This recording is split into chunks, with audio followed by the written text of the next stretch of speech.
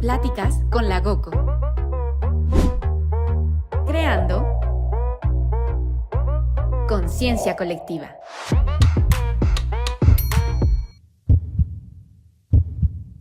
Pues bienvenidos a un video más de Pláticas con la GOCO.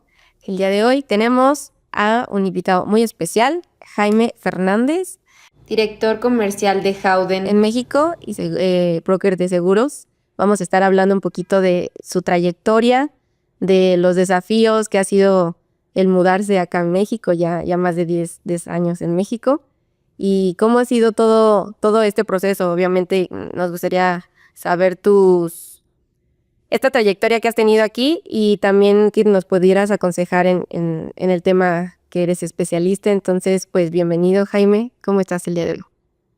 Todo muy bien, muchas gracias. Igual acá tenemos a Matías, como siempre.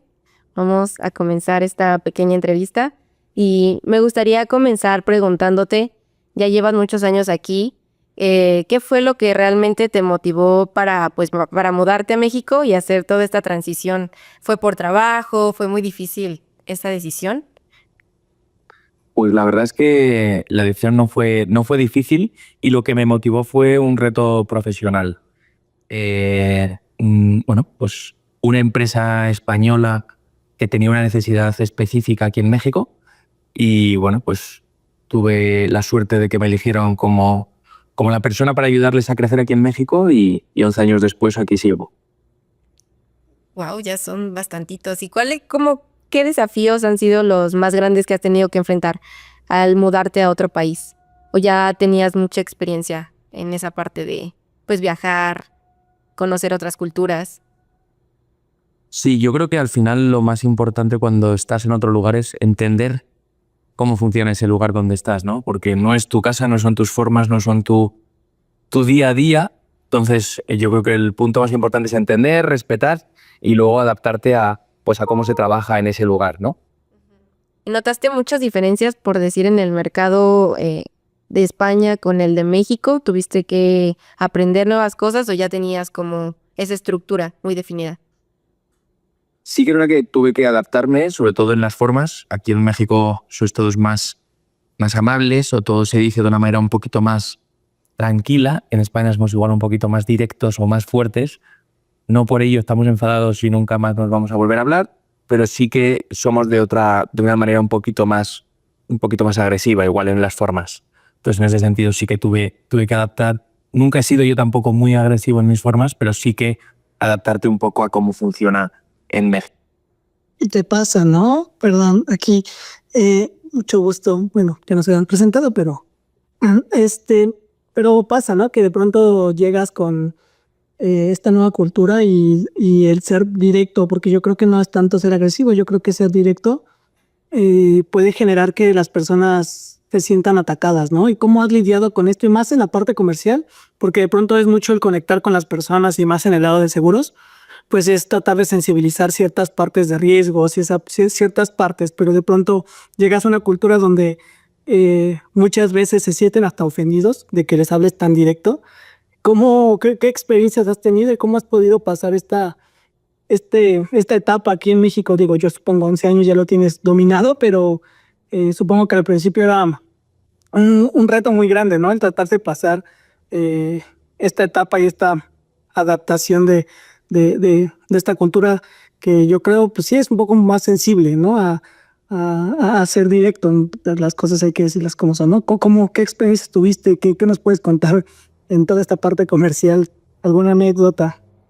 Sí, realmente en cuanto a la forma no he tenido así ninguna anécdota reseñable para comentar porque, bueno, pues nunca he tenido tantos impedimentos. Donde sí que veo un reto importante es en la parte, para que es un tema cultural, ¿no? Es la parte del no. Es decir, oye, mira, que estando en la parte comercial, lo más importante que tenemos que tenemos que cuidar es el tiempo, ¿no?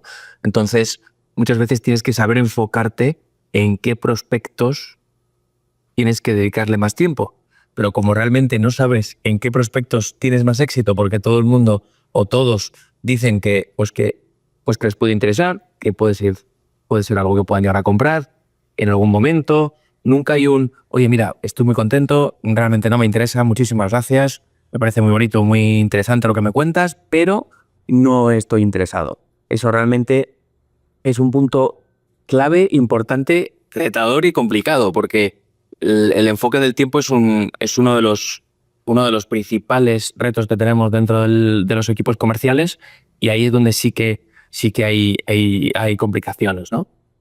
O sea, el tiempo que te hacen perder, ¿no? El no saber decir no es súper complicado, pero también de alguna forma lo has ocupado a tu favor. Yo he visto o he escuchado muchas comentarios de, bueno, no me vas a decir que no, entonces voy a alargar el sí, ¿no? O prefieres ya dar el cortón de cierto tiempo después de cuando no tienes una respuesta o te dejan en visto o no saben decir que no. ¿Qué haces en esas circunstancias? Sí, al final yo creo que fuerzas un poco ese no, ¿no? Porque no es que busques el no, sino que buscas el cuándo sí. Entonces, básicamente es un poco eso, hay que gestionar el tiempo de la manera más eficiente y pues, se pudiera alargar, se pudiera dedicar esos esfuerzos, pero lamentablemente no tenemos tiempo infinito para poder dedicar a la venta. Entonces, siempre hay que buscar la forma de eficientarlo de alguna manera. No es que busques el no, sino que busques el cuándo sí. Entonces, siempre no es que lo alargues, sino, oye, mira, ¿en qué momento crees que pudieras llegar a tomar una decisión, ya sea favorable o no, en lo que te estoy comentando? Yo creo que ahí es donde está el punto importante. Sí, creo que Y yendo a la parte de la empresa en donde estás trabajando ahorita, como lo comentábamos, para la gente que no tenga un poco de noción, hay varias personas que se dedican a los seguros, especializados en seguros de vida, un poquito más personales. En tu rama, en tu empresa, realmente, ¿en qué te especializas? ¿A qué personas o cuál es tu público objetivo para brindar estos seguros?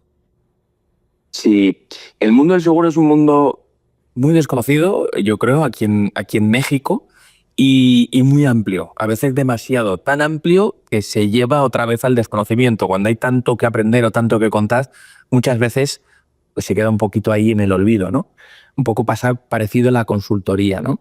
Entonces, nosotros somos Howden. Howden es un broker de seguros inglés, que es una historia que nace hace 30 años, 3 amigos y un perro, y a día de hoy ya somos más de 19.000 especialistas. Y sí que es un broker de seguros muy especializado, en el sentido de que se enfoca mucho en la especialización de todo tipo de seguros, ya sean, por un lado, los seguros personales, como has comentado antes, que son los más conocidos aquí en México, seguros corporativos, donde podemos destacar pues, desde autos, daños, que se engloba aquí en México muchos ramos dentro de daños, pero básicamente son los activos o el cuidado de esos activos que puedan llegar a tener las empresas. La parte de las personas, que es un punto súper importante, donde cada vez cobra más importancia el cuidado, y algo que también yo soy muy incisivo, en México no es tan habitual, pero en la parte de la prevención, ¿no? Aquí mucha gente conoce el seguro de gastos médicos, mayores, menores, de vida, pero no tanto los planes de prevención para no usar ese seguro, ¿no? Que yo creo que es un punto clave y hacia dónde vamos, ¿no? Porque realmente, bueno, pues el seguro es algo que cuanto menos se use mejor, pero cuanto más se tenga mejor para poder cubrir ese posible riesgo latente que todos llegamos a tener, ya sea como personas o las empresas, ¿no? Y esa parte de prevención, realmente yo no tengo tanto conocimiento. ¿Nos podrías platicar un poquito cómo es esa?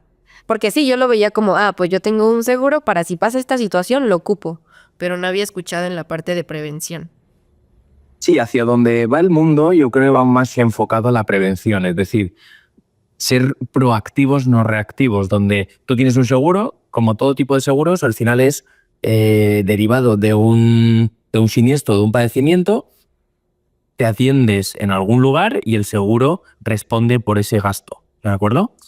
Hacia donde va la parte de la salud es hacia la prevención, es decir, pues más el cuidado personal, ya sea la parte nutritiva, ya sea la parte emocional, ya sea la parte física, ya sea la parte realmente, pues si tú te haces una serie de evaluaciones y check-ups, puedes entender y revisar que no tengas o que puedas llegar a controlar de forma muy temprana un padecimiento que puedas llegar a tener. Lo que significa que van a tener un gasto mucho más bajo de si realmente vas a urgencias un día porque te encuentras mal, pero si te hubieras revisado hace 1, 2, 3 años, hubieras visto que tienes ese padecimiento latente y que en algún momento tienes que revisarlo.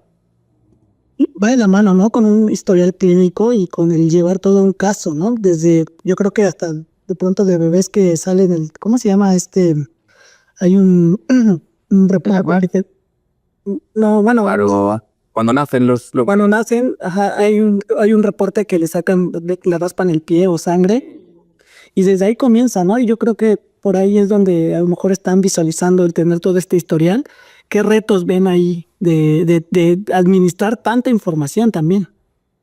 Sí, a ver, no sé si es el lugar para poder contarlo, pero en el modo personal yo creo que vamos a vivir una vida mucho más aburrida porque todo el mundo va a saber todo de todo el mundo. Entonces yo creo que eso es un poco menos divertido en el mundo personal, ¿no?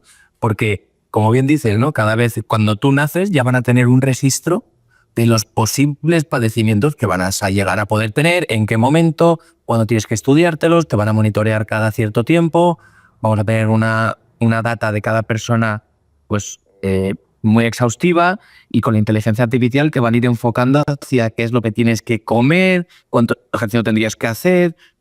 Por eso digo que se pierde un poquito la emoción de la vida, ¿no? Pero no sé hasta dónde vamos o cuándo vamos a poder ver y si vamos a poder nosotros, que estamos aquí, que somos muy jóvenes los tres, podemos llegar a saberlo, ¿no? Pero se convierte en una herramienta, ¿no? A lo mejor, en mi opinión, yo creo que es cómo a lo mejor podrías hacerlo, pero como todo en la vida o como toda la transferencia de conocimiento y experiencia, pues va a un sentido de a mí me funcionó o te recomendamos que esto te pueda funcionar, pero al final, pues yo tengo muy marcado el tema de que todo se trata de emociones, todo se trata de personas.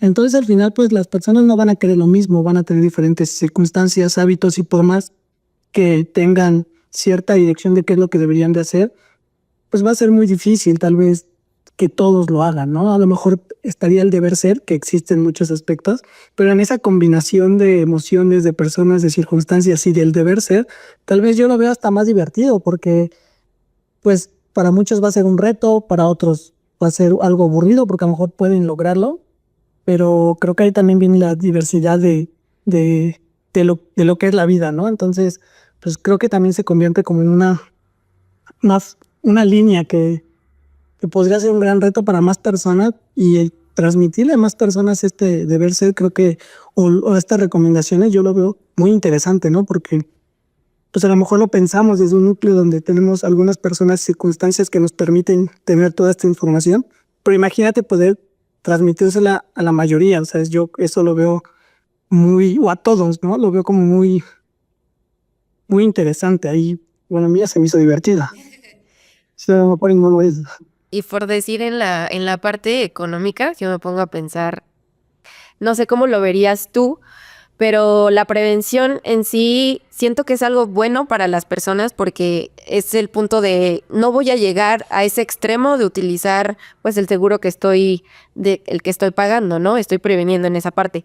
Pero en los seguros sí les conviene, por decir, en una empresa que se dedica realmente a vender ese tipo de seguros, el implementar la prevención significa que en algún punto va a disminuir el uso completo pues sí, del seguro, no sé, de vida o de algún accidente en la parte de salud. ¿Sí les conviene económicamente a una empresa brindar ese tipo de seguros? Sí, yo creo que por eso mismo es lo que hemos comentado antes, ¿no? Que igual la creencia de algunas personas del mundo del seguro es, pues son empresas que quieren pues que gastes mucho y ellos gastar poco, ¿no? O muchas veces intentan no pagar. Sí, es verdad que el lado del broker, donde yo estoy del lado del usuario, ¿vale? Es decir, yo recibo una necesidad por parte de un asegurado y yo soy su brazo consultor para que la compañía de seguros pague ese siniestro, ¿no? O tramite ese siniestro más que pagar. Entonces, lógicamente les conviene porque van a pagar mucho menos siniestros, es decir, la siniestralidad va a bajar teniendo en cuenta pues, que la gente va a estar más cuidada, la gente va a utilizar, al final todo es un tema estadístico, el mundo del seguro. Entonces, ¿qué es lo que pasa? Que muchas veces lo que hacemos es no sé ni dónde ir y voy a urgencias. Pues voy a urgencias y es el gasto más elevado, porque claro, el hospital no está preparado para que vaya mucha gente a urgencias, sino el hospital está preparado para que en ciertas horas tenga pues, diferentes especialistas. Entonces, si tú vas a esos especialistas en los horarios que ellos tienen atención, tienes un coste X. Si tú vas en urgencias a la noche, tienes un gasto mucho más elevado. Entonces, esperamos muchas veces a que suceda ese padecimiento o ese dolor para tratarse algo, en vez de realmente, pues lógicamente, tener una vida un poquito más saludable y que sepas realmente cuál es lo que tienes o qué padecimiento puedes llegar a tener y cuidarlo, que igual simplemente con una vida un poquito más activa o con una pequeña pastilla puedas tratarlo, ¿no? Sí, es como un beneficio mutuo, ¿no? Cuando sí yo lo veía diferente. Y es bueno porque tal vez ese mito de que la gente tiene de los seguros, ¿no? El hablar de, o a veces no te pagan, o quieren que gastes más. Entonces es bueno también hablar de ese tema de, es un apoyo mutuo. Igual si tú prevenes ciertas cosas, pues al seguro le va a también convenir de cierta forma no pagar ese siniestro más grande, ¿no? Perfecto. Y por decir, tú nos comentaste que igual ayudas a crecer el valor de las empresas en diferentes industrias. Hablabas de lo orgánico y lo inorgánico. En ese tema yo no tengo tanto conocimiento. ¿Qué diferencia podrías decir como qué recomendación para crecer una empresa sería el crecer inorgánicamente o orgánicamente? ¿A qué te refieres con esa parte? Sí, la parte de ese crecimiento es la nuestra, ¿no? El crecimiento orgánico es el crecimiento que tenemos realmente por la venta directa que nosotros podemos llegar a tener. El crecimiento inorgánico se refiere más a la adquisición o la invitación a nuevos partners, socios o empresas que se unan a la empresa que nosotros tenemos, ¿vale? Y en ese sentido, como hemos comentado antes, es un mundo tan amplio, el mundo del seguro, que yo a mí siempre lo que suelo enfocar es en el cuidado de los activos de la empresa y en ayudar al crecimiento. El cuidado de los activos básicamente es porque en cualquier momento de situación crítica o catastrófica, la compañía de seguros puede ayudar a que mantengas vivo ese negocio, ya sea porque, porque has sufrido cualquier desperfecto esa planta o porque no tengas, que también se pueden cubrir los beneficios no obtenidos debido a ese siniestro. Es decir, yo tengo un incendio de una planta donde yo fabrico cuadernos y al no poder vender cuadernos yo tengo una pérdida de esa venta, que eso también se puede cubrir. Ya no solo el activo como es la planta y la línea de producción, sino que también el dejar de vender una serie de productos también lógicamente se puede asegurar. Y bueno, sí, en esa parte yo tengo muchas dudas porque no tenía tanto conocimiento. Y por decir, en estas nuevas tendencias que tienen el sector de los seguros, ¿cuál podrías decir que marcaría el futuro para el sector de los seguros? ¿Qué cambios podrían existir que tú dijeras, esta parte es bueno para esta parte del sector de brokers de seguros? Yo sinceramente creo que el punto más importante es la formación. Es decir, porque muchas veces pagamos una póliza de seguros y no sabemos ni lo que tenemos. En vez de realmente entender bien cuál es tu patrimonio, que puede ser tú misma, es decir, tú quieres comprar un seguro de salud porque quieres cuidarte a ti misma en caso de que ocurra cualquier situación. Y por eso me enfocaría más en la formación o básicamente en el conocimiento sobre qué es lo que se puede cubrir o qué es lo que te gustaría cubrir y qué exposición tienes tú real al no estar asegurado, ¿no? Y luego, por otro lado, está la parte regulatoria. Sí que es verdad que de donde yo vengo, en Europa, pues hay muchísima más regulación que en América, ¿no? Tanto México como Estados Unidos, como otros países de Latinoamérica, pues tienen menos regulación que en Europa. Aunque sí que es verdad que más del 50% de las primas emitidas en el mundo son en Estados Unidos. Es decir, Estados Unidos es un mercado donde el seguro es algo muy conocido. Sí, aquí no tanto. No, Aquí no tanto, con todavía. conocimiento.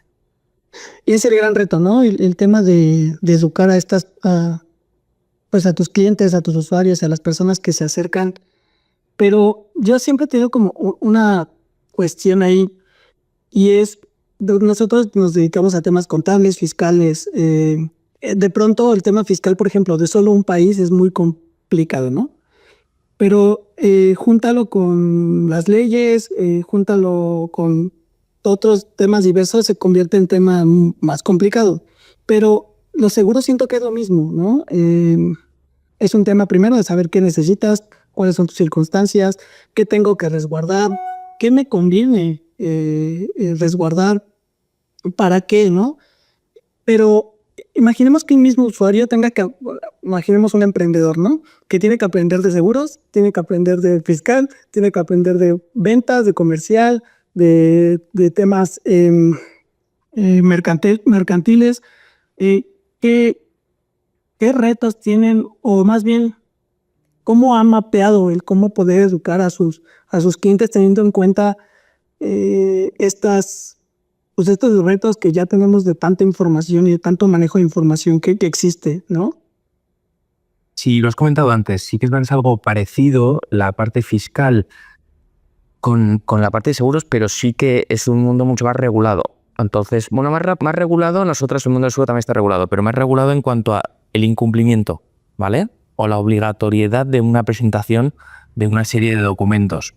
En México, en cambio, sí que es verdad que es un mercado regulado, o sea, el mercado asegurador está muy regulado, pero el usuario o los más de 120 millones de habitantes que estamos aquí en la República, no hay tanta obligatoriedad de contar con un seguro, desde el de auto hasta el de salud o al de casa-habitación. Es decir, hay una penetración del seguro muy bajo aquí en México. Entonces eso hace también que, bueno, pues que lamentablemente pues haya gente y encima estamos en un país, pues, no es lamentable o gracias a Dios, con muchos riesgos expuestos. Tenemos terremotos, tenemos fenómenos hidrometeorológicos muy fuertes, tenemos riesgos catastróficos muy importantes. Entonces, es entender bien en cada uno de los países qué riesgos tenemos y cómo los podemos mitigar, ¿no?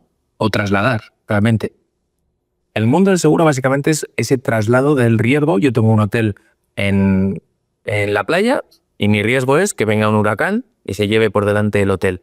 Ya no puedo mitigar ese riesgo, es decir, lamentablemente el huracán puede llegar a suceder, pero yo quiero trasladar que en caso de que suceda un huracán y se lleve pues todo el hotel, ese riesgo lo pueda tener una compañía de seguros. Y en caso de que suceda eso, me puedan pagar la rehabilitación del hotel. Y en lo que comentabas que la gente se acerca a ti, tú haces como esa parte de esa conexión con los seguros para que empiece el trámite. En la parte de prospección, ¿tú cómo haces ese, cómo se dirá, como ese proceso para saber si es un buen prospecto? ¿Qué características debe tener esa persona? O simplemente pues llegan de algún contacto y te dicen como, oye, pues necesita tu apoyo y tú lo aceptas. O si hay un proceso de decir, bueno, creo que en esta parte no es un buen prospecto. Sí, al final un buen prospecto para un broker de seguros es una empresa o una persona que tenga activos que se puedan asegurar, que tenga personas que tenga que cuidar y también asegurar, o que tenga data, ¿vale? Sí que es verdad que no hemos comentado, pero un riesgo pues que ya lleva mucho tiempo de moda, pero es el riesgo cibernético, ¿no? O sea, realmente todos estamos conectados, incluso más o menos por la red o por cable, y entonces, claro, esperemos esa tendencia de si no tenemos tecnología no pudiéramos estar haciendo ahora mismo esta entrevista, o si no tuvieran una plataforma ustedes contable no pudieran llevar la contabilidad de una serie de empresas. Entonces, ahí hay unos riesgos latentes enormes que todavía hay formas, o sea, la parte de la formación, empezamos con la parte básica que es la de los activos, pero la de la data es súper importante o trascendental. Es decir, qué es lo que pasa o qué es lo que sucede si la información que ustedes manejan de sus clientes se la damos a su conveniencia o a alguien malo que pueda hacer alguna maldad con sus clientes. Entonces, todo ese tipo de riesgos latentes son los que estamos viendo muy interesantes. Ok, y por ejemplo, nos escuchan de pronto, pues bueno, parte de nuestros clientes, que son muchos, algunos son empresas constituidas, persona moral, otros son personas físicas. ¿Y qué base de seguros les recomendarías a cada uno y por qué? ¿No? Porque muchas veces no le damos esa importancia, pero a lo mejor tú con tu experiencia y tomando en cuenta qué tantos riesgos pueden tener en general, sí es un poco generalista, pero porque depende mucho de las circunstancias de cada uno, pero ¿qué les podría recomendar que al menos vean o que se enfoquen en hacer una evaluación de qué deberían de tener asegurado y ver por qué? ¿Cuál sería como les gusta? Sí, de primeras lo que proponemos nosotros es hacer una pequeña evaluación, assessment de cómo están en cuanto a los riesgos que tienen expuestos y cómo los tienen cubiertos o trasladados. Nosotros hacemos y trabajamos mucho en ese sentido, como ha comentado antes Andrea, en la parte de análisis o de prospección. Nos gusta mucho empezar por ahí, empezar por cómo yo te hago un assessment de qué exposiciones al riesgo tienes y cómo lo tienes transferidos. Y en base a tu pregunta, Matías, más enfocado un poco en lo que hemos comentado, ¿no? ¿Cuántos activos tienes? ¿Qué activos tienes realmente pues asegurados? ¿Cuáles son los valores que tienes asegurados y si realmente se adecúan con los valores que tú tienes contratados? La parte de las personas, bueno, pues no tantas empresas cuentan con el seguro de gastos médicos mayores. Es algo del cuidado de las personas, o las que sí lo tienen, la tienen porque lo han tenido siempre, pero nunca han preguntado a sus empleados si realmente lo valoran, si realmente es algo que les gustaría tener.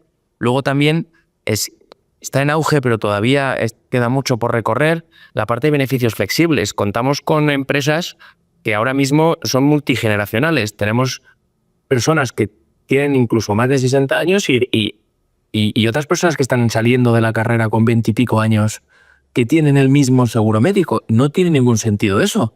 Entonces nosotros también ayudamos a poder adecuar una póliza de gastos médicos para que ellos puedan elegir algunos beneficios dentro de esa póliza y no todos tengan lo mismo. Y luego, por último, la parte de la data de cómo tienes de cubierto, cómo estás de expuesto, ya no tú, sino a través de tus proveedores. Es decir, muchas empresas lo que dicen es yo tengo todo controlado y lo ven como un ataque, ¿no? Es decir, cuando hablas de la póliza de cyber te dice déjame que yo traigo aquí el de tecnología. Te viene el director de tecnología y lo veía, ahora ya menos, pero lo veía como un ataque hacia los controles que él hace, cuando es todo lo contrario. Es como el que hace un seguro de un edificio, ¿no? Es que el seguro ese, como la otra vez que tuve también una conversación, el edificio se asegura porque está bien construido. No te lo aseguro porque no esté bien construido y puede que se caiga, porque la compañía de seguros no te lo va a asegurar. Eso también pasa mucho con riesgos cibernéticos, que muchas compañías de seguros no pueden ser aseguradas por no contar con una serie de controles. Pero ya que sepan eso, es un valor muy importante. Y es un valor agregado, ¿no? Porque aparte certifica de alguna forma el que su activo esté bien hecho, ¿no? O esté bien estructurado, ¿no? Y creo que ahí es un valor súper agregado que muchas veces no le damos importancia como dueños de negocio o como emprendedores, al que también sepas que es importante asegurar algo con tanto valor, ¿no? Así es, pues muy, muy, muy interesante esta parte, porque le puede ayudar a muchas personas. ¿Y existe algún riesgo que las empresas suelen subestimar un poco? Porque mencionabas la parte cibernética. Tú te especializas en varias ramas, ¿no? Entonces has manejado diferentes cosas como nos las has platicado. Pero las empresas en estos casos que has visto a lo largo de tu trayectoria, ¿hay algún riesgo que tú dices? Es que siento que las empresas subestiman mucho este riesgo y tal vez no tienen un seguro, pero he visto en repetidas ocasiones que puede existir un problema ahí si no se les da el foco que necesitan. Sí, yo creo que todos, la parte cibernética es muy importante porque también lo que hemos comentado un poquito antes de la interrupción del negocio. Es decir, esa póliza de cyber también te cubre la interrupción del negocio debido a ese hackeo que tú ya hayas podido llegar a tener. Entonces, claro, al final muchas empresas operan porque siempre han operado de esta misma manera, pero no entienden que pueden llegar a estar paralizadas completamente debido a un siniestro cibernético, por ejemplo. Entonces, ahí yo creo que sí que es un punto muy importante donde yo me enfocaría un poco en eso, ¿no? En donde, ¿qué es lo que te detendría tu operación, ¿no? Entonces, ese riesgo para mí sería el mayor, porque sí que es verdad que es difícil que caiga un rayo y se incendie toda una planta, pero no es tan difícil que alguien se conecte a tu sistema y te pare la planta. Entonces, en ese sentido, yo me enfocaría un poco por ahí. Por ejemplo, en esta parte de que, porque bueno, en estos mismos seguros también contemplan temas del mismo personal o de lo mismo interno o personas que estén ligadas a su sistema. Esto lo pregunto porque supongo que a lo mejor el riesgo que ustedes evalúan es que un externo o un hacker o un ciberataque llegue y te truene tu sistema, lo dé de baja o que robe información, ¿no? A lo mejor ahí está. Pero de manera interna también esto lo están teniendo como un riesgo o esto es aparte. Eso también es parte de, exacto. Eso es parte de. Por eso hay más controles en las empresas en ese sentido también. Y ahí ustedes hacen una evaluación, ¿no? De saber cuáles son sus controles internos. A ver, mínimo si tienes estas especificaciones y sí podría asegurarte que alguien interno o externo o algún sistema te hackee, ¿no? Creo que eso también es importante porque muchas de las empresas, y por ejemplo en servicios, es muy común tener este miedo, ¿no? Y de pronto creo que pues le serviría a muchas consultorías, a muchas empresas el entender que no solo es sobre un ataque por fuera, sino puede ser desde mismo adentro, ¿no? Sí, es un porcentaje muy elevado que suele ser por dentro. Pero bueno, todo va un poco ligado, ¿no? Es decir, si tú tienes un seguro que cuida a tus personas, que tú realmente te has preocupado por hacer una evaluación de cómo valoran los seguros que tú ofreces. Tienes a un equipo o a unas personas que no están muy quemadas con el día a día. Pero en cambio, si tienes el lado contrario y tienes un riesgo latente de riesgo de personas que no están contentos, que están todo lo contrario, que están pues pensando incluso en cómo poder hacer daño a la compañía, pues es más probable que sucedan situaciones como esta. Ok, y mira, es muy interesante porque al final terminan analizando todo este comportamiento hasta cultural de la empresa, ¿no? Y creo que pues, regularmente llega un agente de seguros un especialista en seguros y te dice, tú me necesitas porque tienes que evitar este riesgo, ¿no? Pero a mí en lo personal no me habían llegado con este trasfondo de determinar tus circunstancias hasta de tu cultura, ¿no? De negocio y eso es muy, pues creo que muy elevado el tipo de servicio que ustedes están dando, ¿no? Sí. ¿Y consideras que es muy importante como la implementación de esta educación financiera, por decir, en una cultura organizacional de estas empresas? Porque yo sé que tal vez tú haces como ese negocio, pero yo me pongo a pensar, si existiera un poco más de educación financiera en si tú estás trabajando en tu empresa, que te digan, no solo estoy haciendo un seguro para mi empresa y mis activos, también les estoy enseñando a mis colaboradores la importancia, ¿no? Y que también podría ser como esa rama de que tú puedas tener esa conexión con los colaboradores. ¿Crees que es muy importante que exista esta educación financiera actualmente en la cultura organizacional de las empresas?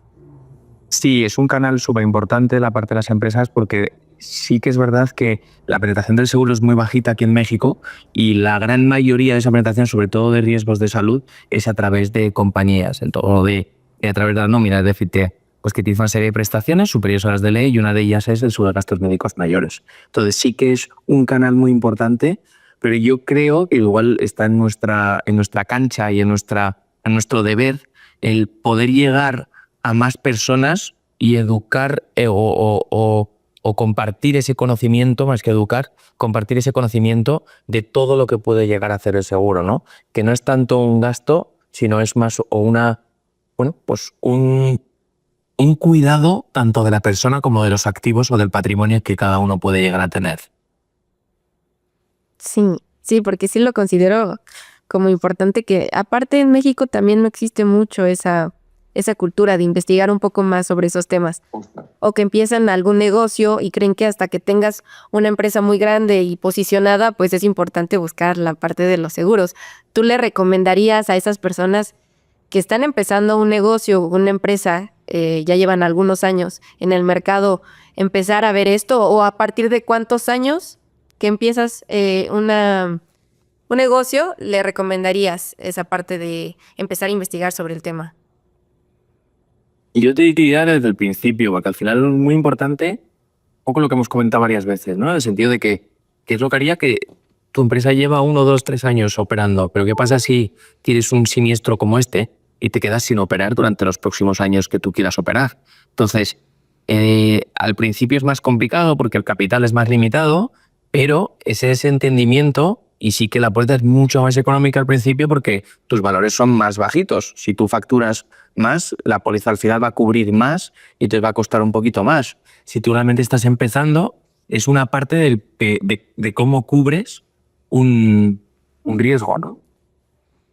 Sí, creo eso es muy importante, que la gente que nos escucha, que a veces son como esos emprendedores que buscan esa información, de decir, no importa si estás comenzando, pues existen ciertos tipos de pólizas que se adecúan a tus necesidades. Entonces, si en cierto caso pues alguien nos escucha, pues empezar a investigar sobre el tema, porque si estás empezando un negocio, creo que es importante también no ver solo los beneficios y las utilidades, ¿no? También ver los riesgos y también esas cosas que perderías en ciertas cosas que tú no puedes controlar, ¿no? Entonces es importante que la gente empiece a educarse en esos temas.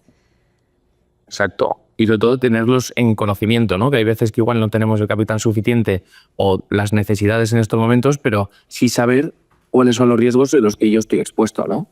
Sí, y tú has trabajado, como lo que hemos comentado, en muchas industrias, ¿no? No solo en una. Entonces, ¿qué aprendizajes has sacado, por decir, de trabajar con ciertos tipos de temas y especializarte en varias cosas? ¿Qué aprendizajes podrías decir o comentarnos? Y aprendizajes, como bien dices, he trabajado en diferentes industrias muy enfocado en la solución o en el sector más enfocado en servicios, de dar una solución más ad hoc a cada uno de los clientes con los que yo voy a llegar a trabajar, muy enfocado en el desarrollo y en el crecimiento de empresas, sobre todo internacionales. Y al final, pues el aprendizaje mayor es el conocimiento del sector y en la identificación. Esto es algo bastante habitual y muy típico, pero básicamente el conocimiento del sector y la identificación de las necesidades que puede llegar a tener cada una de las industrias en donde he trabajado. Y sobre todo en este caso, en la que estoy ahora, en el mundo de los seguros, es la parte de la formación, educación, pero yo creo que también tenemos mucha responsabilidad nosotros del poder llegar a hacerlo atractivo para que la gente lo pueda entender, ¿no? Porque si pues se emiten pólizas muy complejas, las compañías de seguros tampoco lo ponen fácil, piden mucha información, o sea, como que necesitamos también buscar la forma de encontrar el atractivo para poder compartir esta información de una manera mejor, ¿no? Sí, como lo comentas en esa parte, no sé, por decir, ¿qué esperas para ti en estos próximos años? Porque ya llevas bastante aquí, ¿sí te gustaría seguir aquí en México, ver otras partes y regresar a España, o estar viajando y tener algún negocio propio? ¿Qué se espera para ti en estos próximos años? Sí, pues uno de los puntos que más me gusta también de la empresa donde yo estoy trabajando es que te sientes emprendedor dentro de una gran empresa, que eso es un punto clave, y ese gen de emprendedor siempre lo he tenido ahí, ¿no? Y luego, pues quedarme en México o en otros lugares del mundo, la verdad es que la vida te va llevando un poco y simplemente tienes que disfrutar un poco el camino, ¿no? Pero en algún momento sí me gustaría volver a España. Sí que estoy aquí muy feliz, muy contento, ya son muchos años y me encanta y me siento muy, muy, muy mexicano, pero pues la parte de España o el querer volver siempre es algo que está presente, ¿no? ¿Qué extrañarías más de México?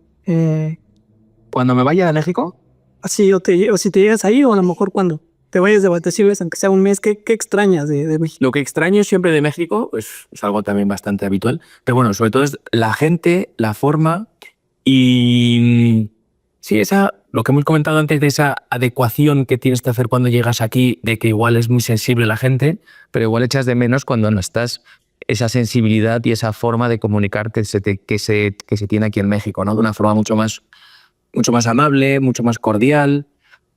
Luego también la parte, lo que me gusta también es la flexibilidad que puede llegar a haber aquí en México, donde hay veces que no es tan beneficiosa, pero siempre se encuentra la forma de encontrar una solución, ¿no? Y eso es un punto importante donde hay otras culturas, como puede ser la europea, que estamos o somos un poquito más menos flexibles o más estructurados, correcto. Estructurados, ¿ok?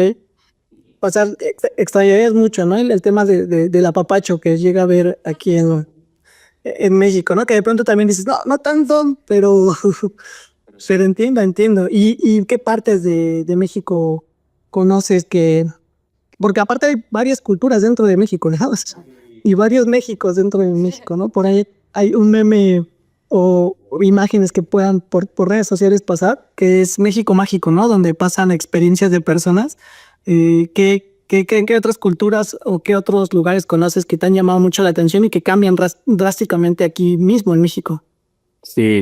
Como bien dices, hay muchos Méxicos dentro de México. He tenido la suerte de viajar por gran parte de la República. El norte es muy diferente, por ejemplo, donde sí que igual se comparte un poco con la cultura un poco más directa.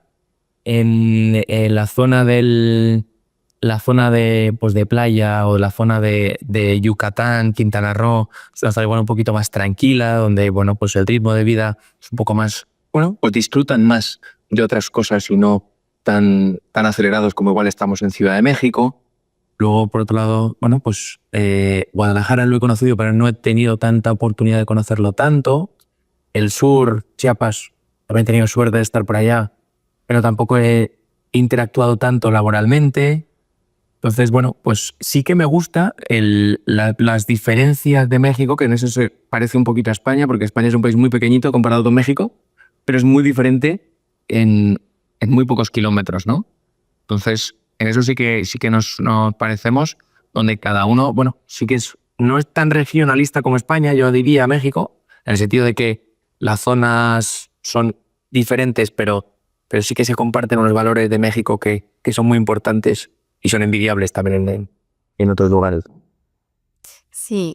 Y mira, Jaime, quería preguntarte por decir, la gente que pues les interesa el tema o quisiera contactar contigo, ¿cómo te encontrarían en redes o por qué vía podrías decirnos para dejar aquí tu usuario quien quiera buscarte y poder contactarte contigo? Pues realmente por cualquier vía, ya sea por redes sociales o ya sea por el email, que si quieres os lo comparto, o cualquier dato que necesiten, por mi parte yo feliz y encantado. Perfecto, Jaime, pues muchas gracias pues por tu tiempo, por brindarnos un poquito de este conocimiento que tal vez no muchas personas lo saben y un placer pues tenerte aquí. Muchísimas gracias, Andrea y Matías, por el tiempo. Sí, muchas gracias y pues más españoles mexicanos, ¿no? Como tú, por favor. Y pues esperemos que todo salga especial para ti y mucho éxito. Listo. Muchísimas gracias. Muchas gracias. Muy bien. Muchas gracias por la plática. Bye.